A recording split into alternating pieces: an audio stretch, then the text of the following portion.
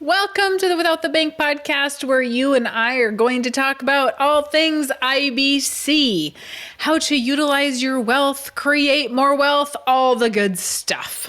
You know, I suppose I could go through my intro every single time, but that's going to get a little boring, right? Even I'm a little bit bored with it. Today, we are going to talk about rolling death benefit, and I probably shouldn't use the word rolling, but it just makes more sense with people. And then how that is creating generational wealth. So before I get into that, if you guys are not following me on the TikToks, you can go to TikTok and it is my handle, username, whatever on there is at MJ Ehrman. IRMEN, and you can follow me on there. And then I just do little tips every single day, which is nice. And we talk about all sorts of things on there.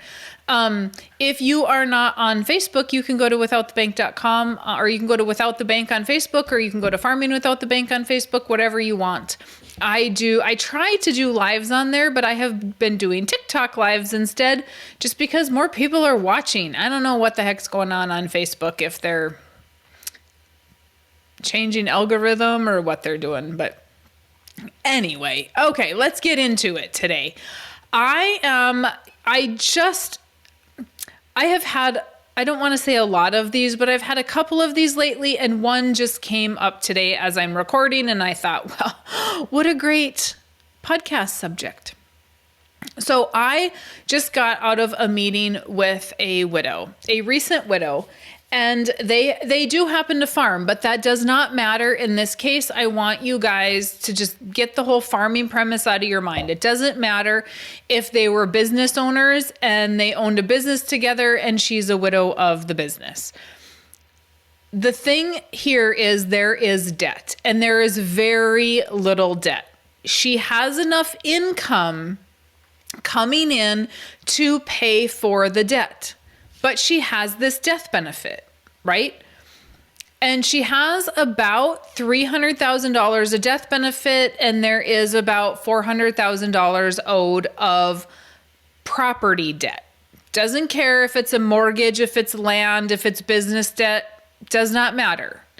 So the bank, she came to me saying, you know what? I just want to know what your ideas are of what we should do with this debt. She does not have a significant amount of income coming in every year. Barely enough to live on, right? I think her income was going to be around $50,000 a year, maybe 60, depending on if it's a good year. And with that, she's going to have to buy groceries. She's going to have electricity. She's going to have all the things, taxes, all that stuff. And so the concern is, what am I going to live off of if commodity prices go down? If you are a business owner, what am I going to live off of? Because now if your spouse was working in the business, or we have business decisions that have to be made and somebody else is running that, and we have more expenses going out, what does that income look like for the living spouse? You guys, this happens a lot. We have one spouse pass away. That cuts our income. What are we going to live on? $300,000 is not enough money to live on.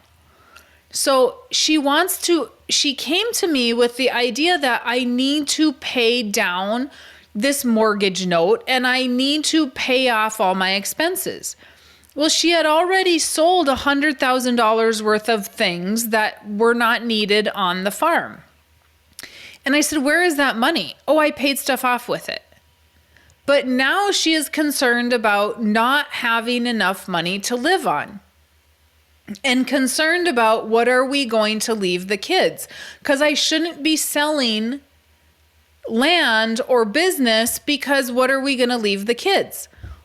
Well, it's going to have to get sold if we don't have the money to live on. The other thing she told me is that she was super frugal for the funeral, but the funeral was still $20,000. $20,000, and she was being frugal. You guys, I thought a funeral was 15 grand. Why would it not raise just like everything else? The caskets are more expensive. The fuel to get the caskets there. The electricity for the funeral home. The transportation of the casket back and forth, right? Those things are expensive. We are at $20,000 for a funeral. This is crazy to me. So the bank said to her, well, she talked to 3 other people besides me, 3. And they all said, well, why don't you just pay down all your debt? Just use all of the death benefit of $300,000 and pay down all your debt. And then they were going to leave her with, guess how much in savings? $0. 0. She does not have anything else in savings. Nothing. How is she supposed to live? What if she has a bad year? I have many widows as clients, and she told me for 4 months she was basically in a fog. Her husband did not die suddenly. He was sick. They knew that he was going. She was still in a fog for 4 months. I don't care if you are prepared for somebody's passing or not. It is going to take time to adjust to the new life and what that looks like. And if they think that she should take all of this money and pay off all of her debt, what happens in a year or 2 when she decides that, you know what, I want access to that money because I want to buy rental properties, or I want to start a business, or I need to invest in a business, something that is going to create some cash flow for me. So when I get too old to physically do the labor on the farm, that I have income. What is she going to have to do? She's going to have to go back to the bank and ask them for the $300,000 that she gave them early. My suggestion, refinance and go out as long as they possibly can. Make the payment. If you need the $300,000, we can borrow it from the policy to make a payment. However, at this point, the operation should be able to pay for that, aka business. Do you see what I'm doing here? Who cares if it's a farm or a business? Should be able to make the payments on everything that she has because she doesn't hardly have any. Her concern is being debt-free. And I kept having to remind her that debt-free doesn't matter because cash flow is what matters. If she takes the $400,000 that she gets, that she's got from her, or the 300,000, sorry. If she takes the $300,000 that she's gotten from her husband's passing, and we put that into life insurance, the numbers that we figured, day 1, she has over $500,000 of death benefit. Now, she is not a spring chicken. She is 67 years old. $500,000. We turned $300,000 into $500,000. If she pays it all over, and she's only paying premium for 10 years in this scenario. If she lives to 90, her children will have $700,000 of death benefit. So we took 300 and we turned it into 700. Her premium every year for 7 years would be $50,000. So let's say that she pays her premium and she passes away at year 2. Her heirs will get $500,000 She used $100,000. We turn that into $500,000. They would also have $200,000 of money left in savings from dad's death benefit. They would have all the land to sell. They would have a lot. If she dies at 90 and she does not sell the land, in the meantime, they will have $700,000 of death benefit. They will have all of her death benefit, and they will have all of the land because she has other policies. Well, she has term, so they're not going to go till 90. But if she dies sooner, they will have her death benefits as well on her other policies.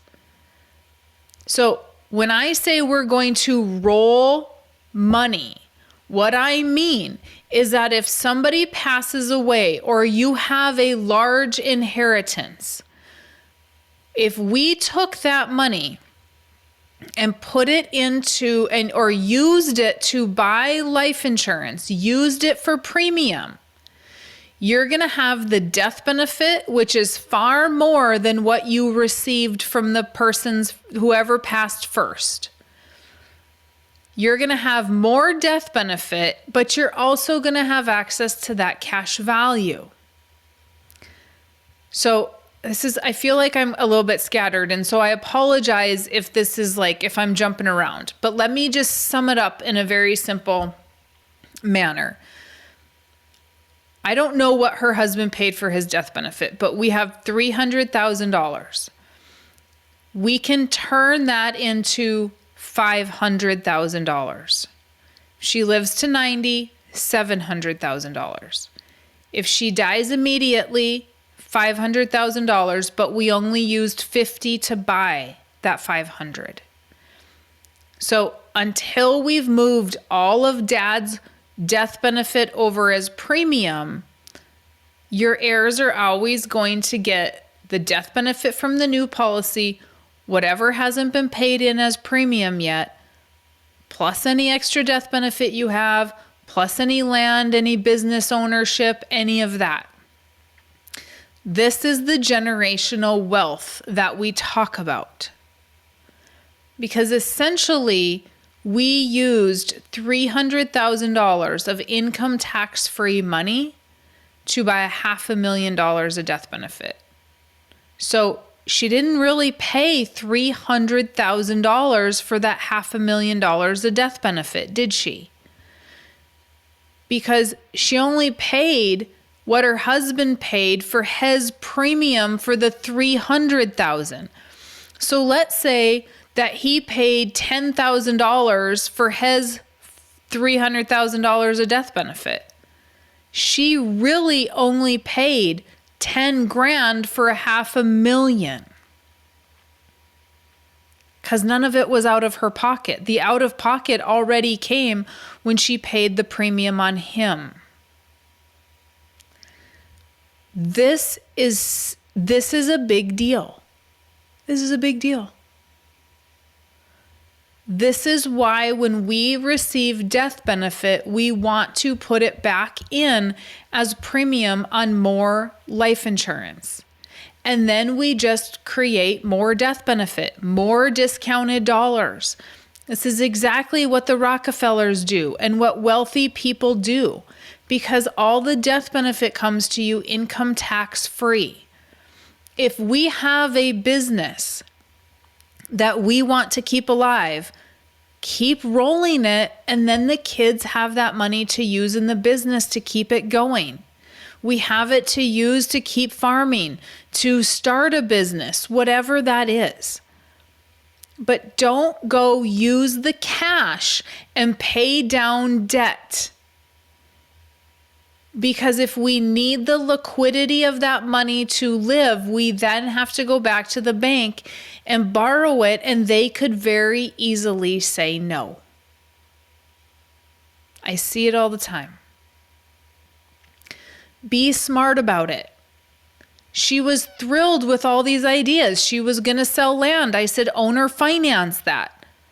There's so many things here that people did not tell her, give her options of. They weren't being creative. Her accountant was the only one that semi-agreed with me that do not pay off all the stuff. Just refinance it. And go as long as you possibly can with what you have left, because you're going to need that. And she said, what happens if I die and there's a loan? Who cares? I don't care. What does it matter?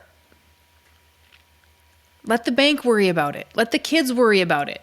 If you would have paid it all off and died without a loan, they would have still not had that money because it was gone, being paid off. Equity in something. They would still have to sell it to get it out. It's all one pool of money. It doesn't matter where it's allocated. We just want to have cash flow and liquidity. We want to be able to take death benefit and roll it. We want to be able to create generational wealth. And if you don't like your kids and you say, well, Mary Jo, I don't want to leave it to my kids, then leave it to a nonprofit. You don't have to leave money to your children.